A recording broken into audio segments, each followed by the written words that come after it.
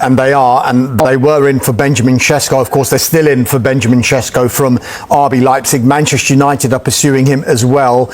Over the week, the noises we're getting there is that Sesko might prefer a move to Old Trafford over St James's Park, but again, it's going to depend on the financials. Brentford forward Johan Wissa, he's another one. That one, you talk about Isak becoming a saga. This one is getting a bit unsavoury, isn't it? He has no intention of playing for Brentford again, is what we're being told, and he is desperate to join Newcastle United. Look, I was watching the 5 o'clock transfer show with you two guys. Mark McAdam was making a really good point there about Newcastle fans saying that this was going to be the summer where they've just got their first piece of silverware in years. They're in the Champions League. They're going to go big in the transfer market. So, Michael, how frustrating is it for Newcastle United, for their fans, richest club in the world, and yet they can't actually physically go out and spend the money that they'd want to? Yeah, I mean, look, we know about these PSR constraints. I think the thing is in Newcastle from the takeover onwards is that they've jumped in the fast lane and it's been good. And recruitment-wise, they've got it pretty much bang on every time. Let's start with Kieran Trippier. He brought a bit of leadership to that squad and he's been a captain there for some time. Bruno Guimaraes, one of the best midfielders in the Premier League. OK, Sandro Tonali had a ban which we know about. Top quality midfielder. I think their midfield's probably one of the best in the Premier League. They've spent very well, Anthony Gordon. But now they've hit this brick wall. Now, what interests me as well, we talk about replacing Isak. I think in an ideal world, Eddie Howe would like Isak and someone, because we have got the new European format, the Champions League, the Europa League. These are relentless, non-stop games. And you saw clubs come up short last season because the fixtures were too much. That, I'm sure Eddie Howe wants to build on it with Isak, not without him. So it's a saga indeed. But you mentioned players there, and we mentioned Ollie Watkins at 5 o'clock about being a potential replacement. I'd imagine that would be in a saga in itself, because Aston Villa are ultra ambitious for next season as well. Yeah, do you know something? I feel really sorry for Newcastle in so many ways, because this is absolutely not the way they would have planned this window to unfold. They were sort of set back straight away with the departure of Paul Mitchell. So the people at the top of the club doing all of the deals at the moment are picking up things literally last minute. Now, most sporting directors, Dharmesh, and you'd be able to quantify this, will have a plan in place probably in February and March with how we want to attack the summer. This even earlier. Yeah, absolutely. This is what we want to do. By the end of May, we're going to do this. We're going to go and get these 2 or 3 targets in nice and early.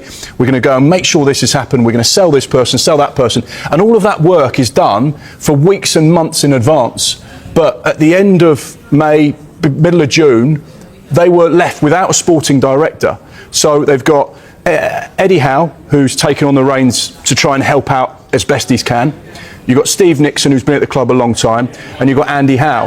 Andy Howe has been responsible for some of the best business that Newcastle United have done, but he doesn't have a lot of experience at the top end of negotiating deals. Although he's negotiated deals himself, he's sold players himself, he's scouted players himself and targeted them, he's trying to pick up the pieces of what's been going on. And I know a lot of players that they've targeted over the course of this summer, they've missed out on. Is that because they're going for the wrong players? No, they're competing with the top end teams to try and get the very best players. Is it their fault that they've gone and joined Real Madrid or Liverpool or Chelsea, or they've gone elsewhere for more money? No, Liverpool can offer bigger money. Manchester United can offer more money. So Newcastle have to just go, this is what we can afford, this is where we can go, this is what we need to do. So therefore they can only work to the budget that they've got in the position and the pecking order of the Premier League table and the financial table. So they're actually trying to do the best they can and just coming up against dead walls all the time. And that's where I feel frustrated for them. The structure is good there. They just need a little bit of luck. Do you think there's a possibility? There's 2 transfers I remember. Luka Modric, Spurs to Chelsea. Spurs said you're never going there, right?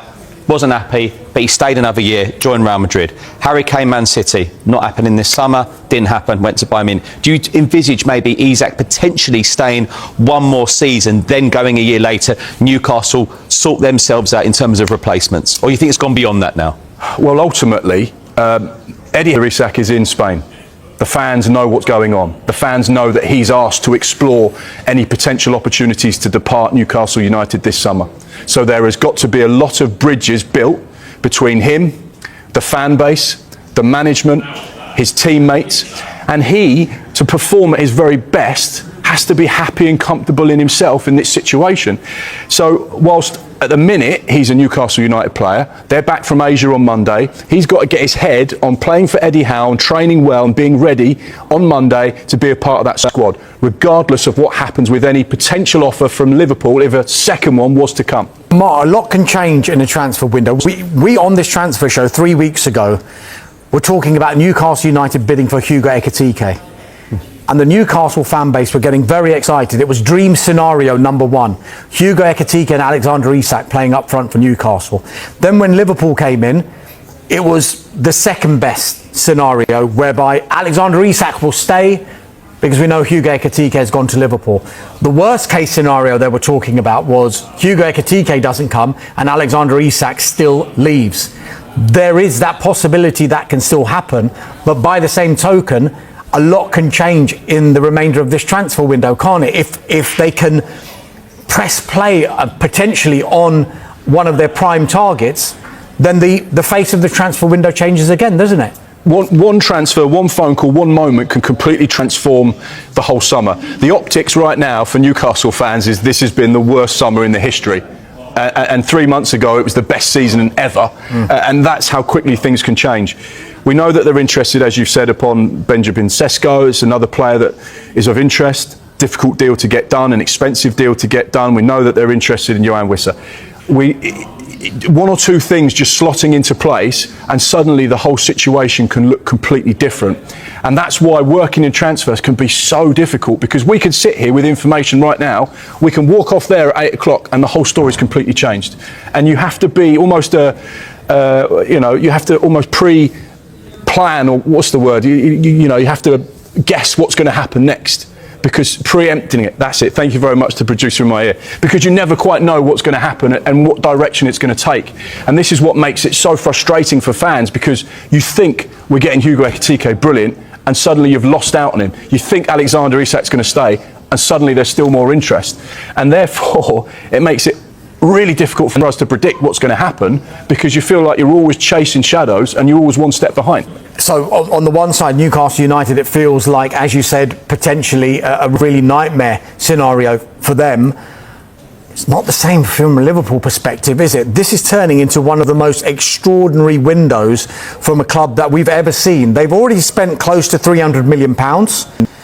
If, it's a big if, Isak was to come, it will take the spending past Chelsea's record outlay back in 2023, which was around £435 million. That's if Newcastle United get the £150 million that they would want if Isak was to go. So from Liverpool's perspective, it's looking pretty rosy, isn't it? Yeah, I mean, absolutely. But it's a confirmation that this is now Arne Slot's team, because at the end of last season you had Liverpool won the league.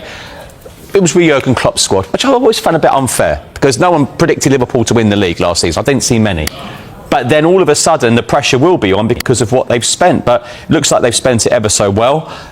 You just wonder, I don't see Liverpool walking away from this, do you? I don't see Liverpool walking away because of one bid being rejected. That would surprise me. I know there have been reports out there, but that would surprise me. But looking at them now, that's looking more and more like Arne Slot's team. I'm sure many are excited to see. I mean, I know you know Milos Kerkez very well. That's someone who would, walk into that side, would battle with Andy Robertson potentially. Florian Wirtz, everyone's excited to see that. That's a huge transfer fee. But that confirms that this is Arne Slot's team now. Our stance will be, I want Alexander Isak to stay. And I believe you can be a huge part of this team moving forward this season. There has been a lot that's happened over the last 2 weeks. Alexander